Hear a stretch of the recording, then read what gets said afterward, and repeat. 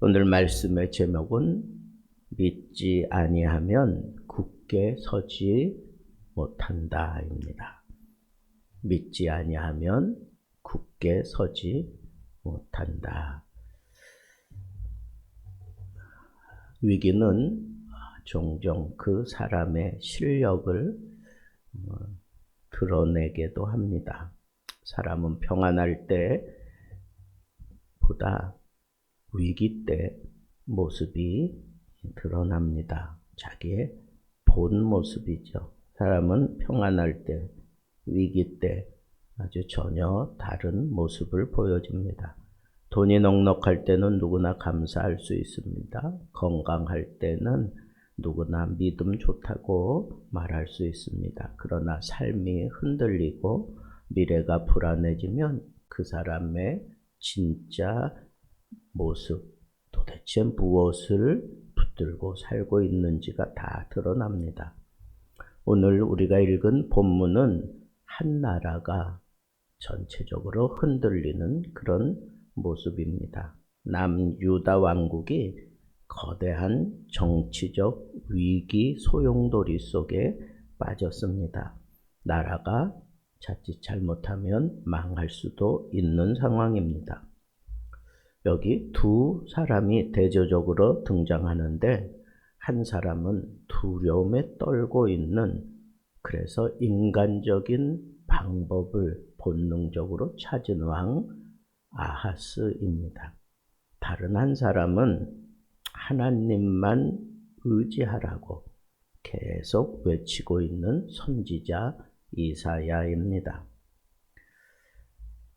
위기 속에서 사람은 본능적으로 눈에 보이는 것을 붙드는 것 같습니다.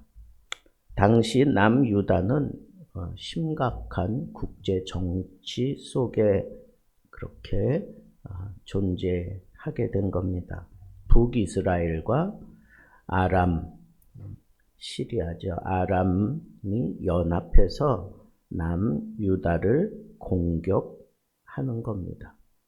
왜 그러냐 하면 당시 세계 최강의 나라는 아수르 제국입니다.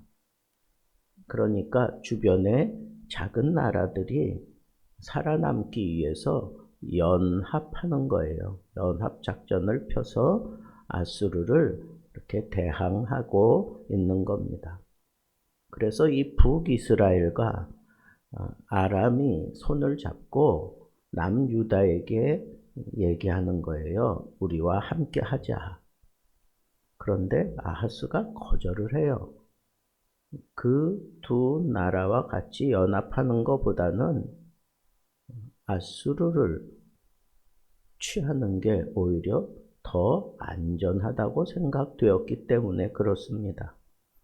그러니까 이 연합하자고 제안했더니 두 나라가 이미 연합한 상태로 그렇다면 이 남유다를 우리가 공격하자, 그렇게 결정을 하고 공격하는 겁니다.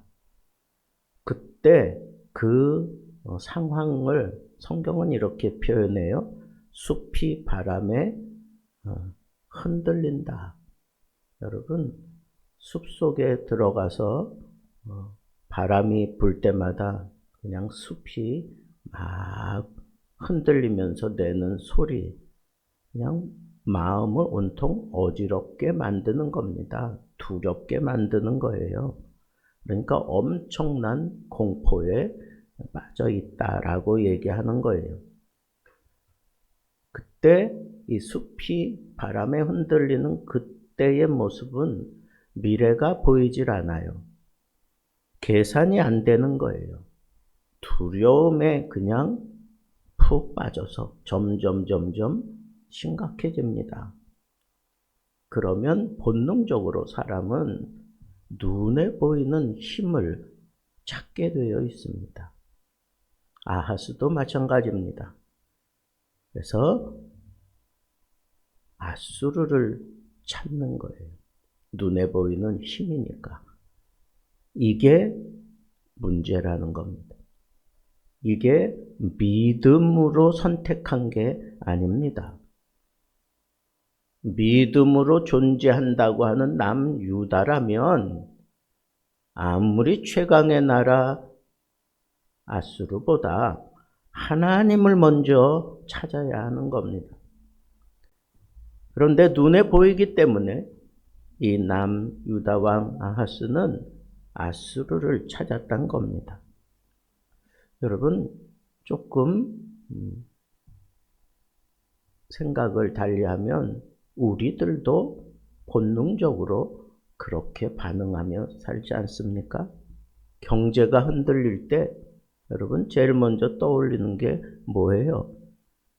정말 하나님입니까? 아니면 통장의 잔고를 먼저 떠올립니까? 막 펄펄 끓는 아기를 딱 품에 안고 제일 먼저 떠올리는 게 하나님입니까? 아니면 해열제 아스피린입니까?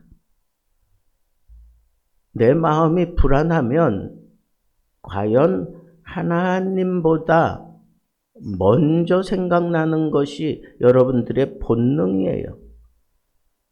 인간관계가 흔들리면 거기서 내가 이 사람과 함께 해서 얻을 수 있는 이익이 큰가 아니면 내가 손해가 클까 이것부터 먼저 생각하는 게 그게 본능적으로 살아가는 인간의 모습입니다. 마틴 로이드 존스는 이런 상황에 대해서 아주 적절한 그런 표현을 했습니다. 두려움은 믿음의 반대편에 있는 감정이 아니라 하나님보다 상황을 크게 보는 시각이다. 여러분, 문제보다 하나님이 작아 보이면 두려움이 커질 수밖에 없다는 겁니다. 그런데 두 번째, 하나님은 위기 속에서 그 위기를 해결하기 위해서 먼저 말씀을 보내신다 하는 겁니다. 나라가 흔들리고 있는 그때 하나님은 능력으로, 이적으로 사람들을 다독거리지 않았습니다. 그렇다고 침묵하지도 않습니다. 어떻게 하시는가? 하나님은 이사야를 먼저 보냅니다. 왜 선지자를 보낸다고 생각합니까? 그것은 하나님은 이 선지자가 대표하는 게 말씀이니까 말씀을 먼저 보내는 것으로 우리에게 지금 보이는 겁니다. 이스라엘 역사는 반복이에요. 위기가 있고 하나님의 말씀이 등장하고 그리고 선택을 하고 그 결과가 나타나는 겁니다. 그게 이스라엘의 역사입니다. 하나님은 이사야에게 말합니다. 너 갈 때 너 아들을 데리고 가라. 그 아들의 이름이 스알야숲이에요. 그 스알야숲의 이름이 뭐냐? 남은 자가 돌아오리라.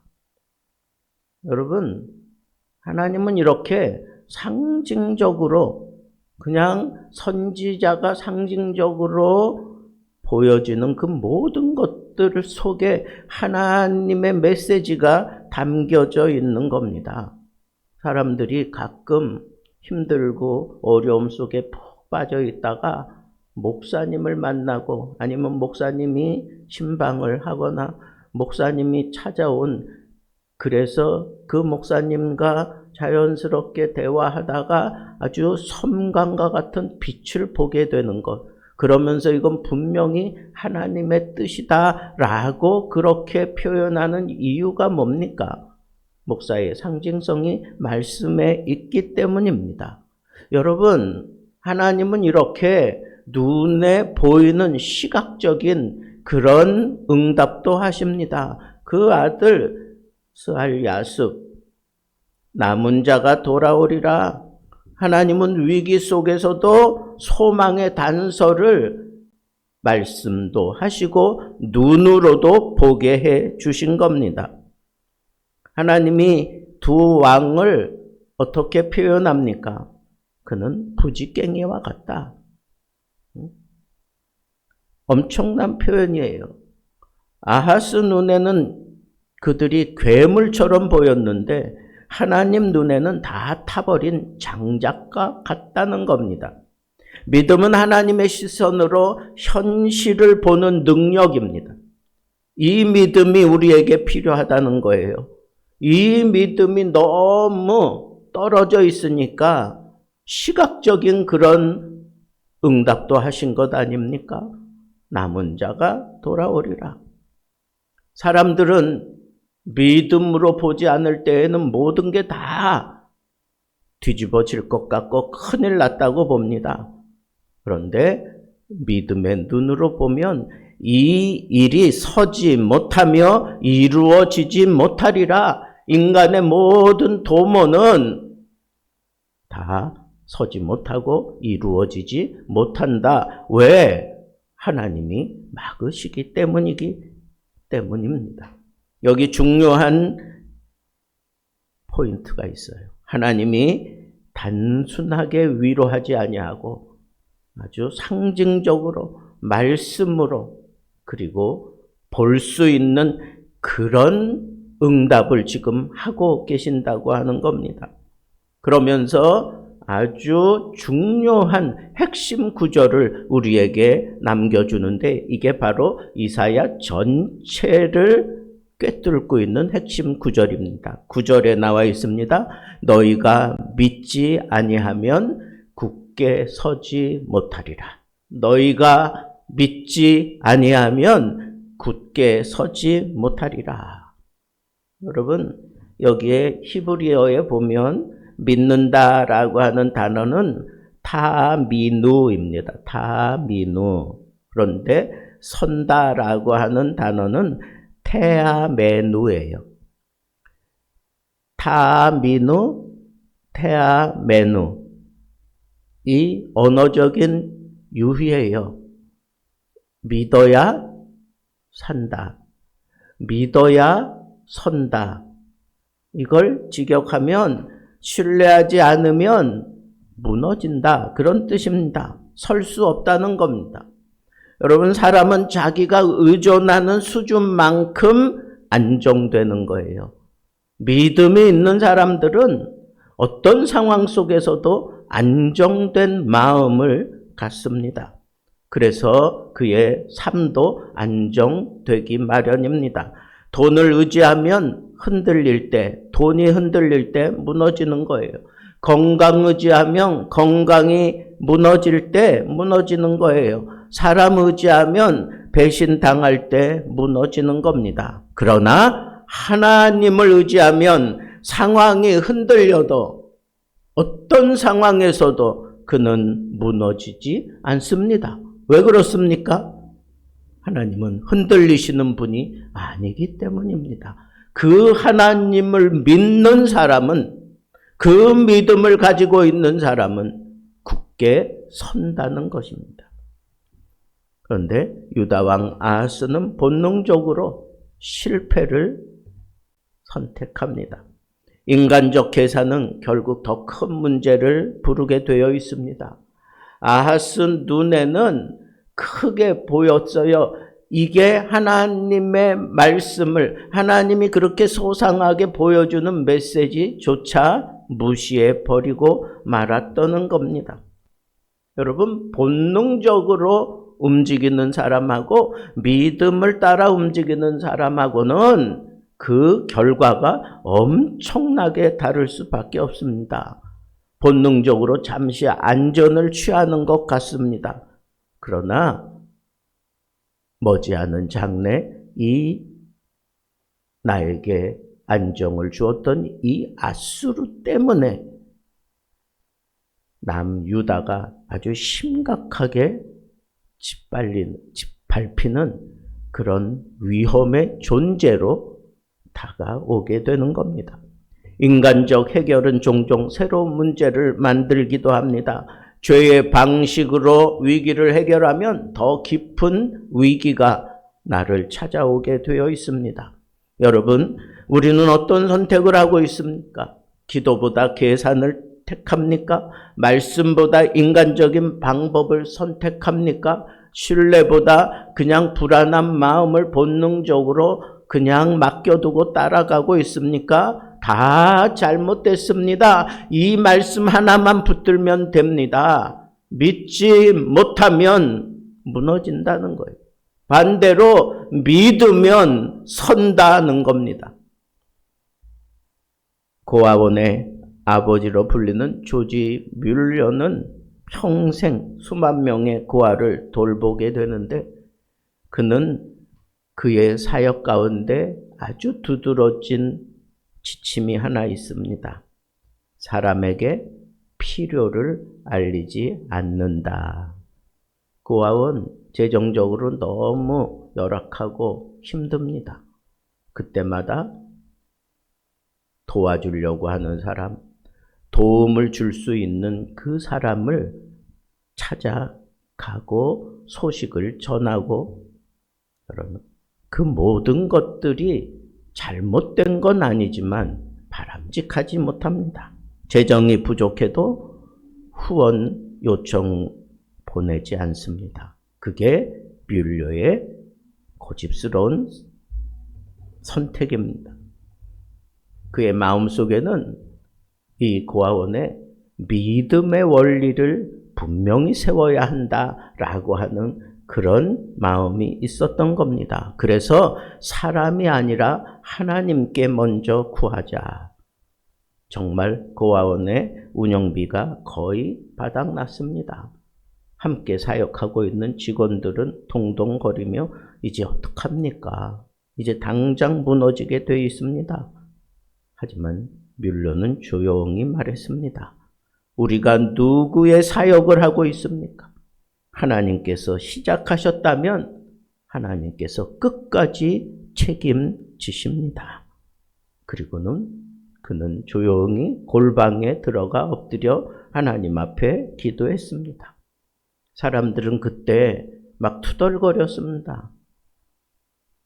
그러나 며칠 후 전혀 예상치 못했던 익명의 헌금이 그곳에 도착했습니다.